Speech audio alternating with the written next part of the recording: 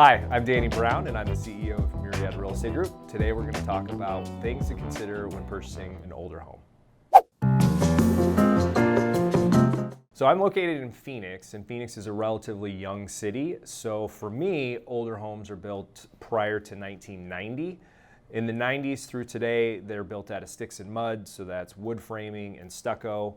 Prior to that, they used different materials for electrical, plumbing, all of those different things. So for this conversation, we're going to be focusing on homes built prior to 1990. So I first want to say that I really like older homes and actually prefer them over a lot of the new homes. So any of the cons and things that we talk about, I'm not putting down older homes. I like them a lot. Prior to the mid-century, we had adobe homes here, then they switched over to block construction. In the 80s, we have slump block, so those are going to be the homes that we're focused on today. During that time, electrical wiring was different. So some of these houses have aluminum wiring instead of copper wiring. There are records of homes catching fire because of aluminum wiring because they require certain maintenance. But we don't see homes with aluminum wiring all throughout Phoenix just bursting into flames. It's just something to be cognizant of. And some of the ways that you can tell when you're walking through these homes is most of our outlets today have 3 prongs. If you're walking through a home and it only has 2, then you know that the wiring is older. And a lot of it's not grounded either. That's what that 3rd prong is for. So you want to be careful when plugging in your electronics and have power strips everywhere because nothing's grounded. Other things that are different, we're going to be plumbing. That's a huge one for us. Anytime we have a client that's buying a home older than 1980, we require them to do a sewer inspection, or we strongly urge them to do a sewer inspection because they used cast iron piping, clay piping, orange burr, which was popular kind of post and during World War II because they were saving metal for the war. This was basically a cardboard material that if your home has it, should be replaced immediately. It was not meant to last this long. So it's really important to do sewer inspections if you're buying one of these properties because all that stuff underground, you don't get to see it. One way to tell if they've done work on your sewer lines or if they've been potentially updated is if you have cleanouts installed. And that's a relatively new feature where if you have a clog in your drain line, plumbers can go and unscrew the little cap and they'll snake your drain from outside of your home instead of having to rip your toilet off.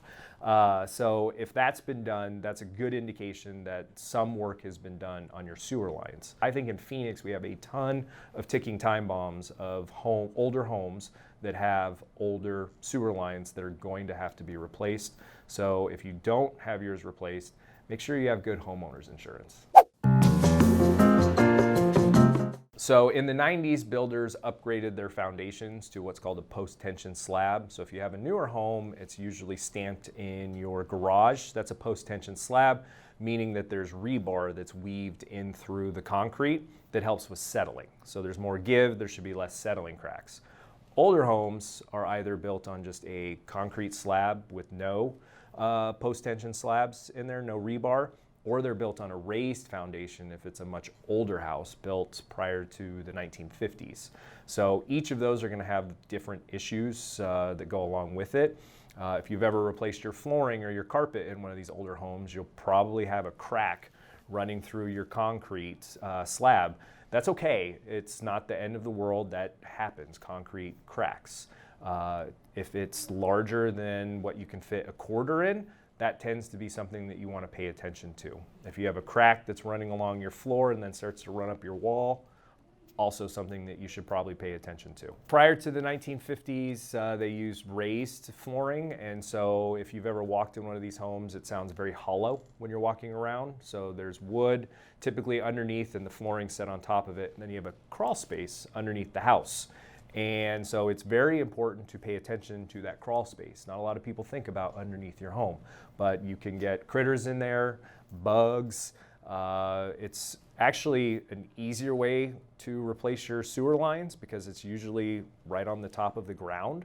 So if you are on in a raised house, replacing the sewer line could be a little bit more cost efficient on those because they're not having to dig. But you're going to want to pay attention to the foundations that those are built on because they will give over time, and that can lead to additional cracking. So just make sure you're periodically having underneath your house inspected by professionals. Homes in Phoenix just generally require a lot of care because we have a more harsh environment. And so the heat and the sun tend to beat up on all of our houses. It doesn't matter if it's old or it's new.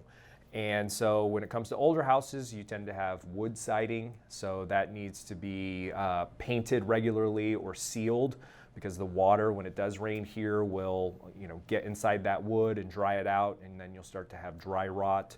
A lot of times your roofs here are asphalt shingle, so those just require different types of maintenance.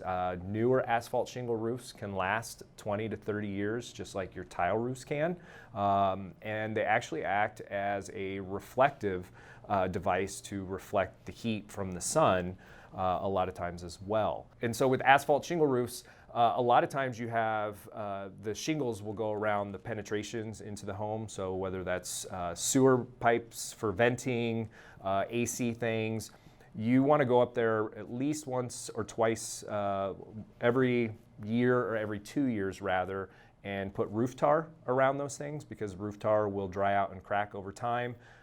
So your roof just requires a different type of maintenance than a tile roof is going to require. So you just want to get up on your roof probably once every couple of years to inspect those things. I always think it's a good idea to bring a yard blower with you. So if you have any valleys, to blow out any leaves or debris so that you don't get pooling water. So just some things to pay attention to.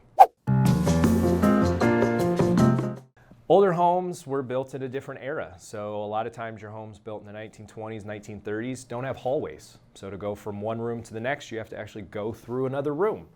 So the floor plans can be a little funky. In the 90s, we had our formal dining room, formal living room. It's that furniture that your mom had that nobody could ever sit on, that was safe for guests. It kind of wasted square footage today.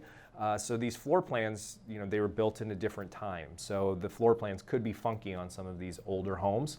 And then all throughout Phoenix, there are unpermitted additions everywhere. So that doesn't mean that it's terrible, it's just something to pay attention to.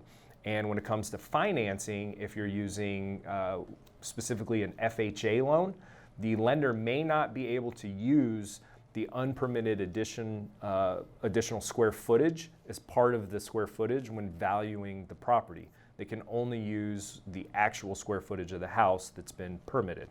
So you want to make sure that if you do purchase an older home, that you're checking. City of Phoenix has an amazing website for checking permits if they've been pulled, but they didn't start keeping those records until the 90s. So anything prior to that, there are no records. So just make sure that you're doing full inspections and you're looking at those things if you are purchasing an older home. One of the things that I find challenging in real estate is when you pull into a neighborhood and the only way that you can tell the difference between houses is by the address numbers. And so when you have older homes in older neighborhoods, they all look different. There's character there. So don't be afraid of purchasing an older property. Just make sure that you're doing proper due diligence and working with somebody that can guide you through it and knows what proper due diligence to do, so that way that you're not getting yourself into some sort of money pit. Thank you so much for watching. If you found this useful, please give it a thumbs up and subscribe, and we will see you next time.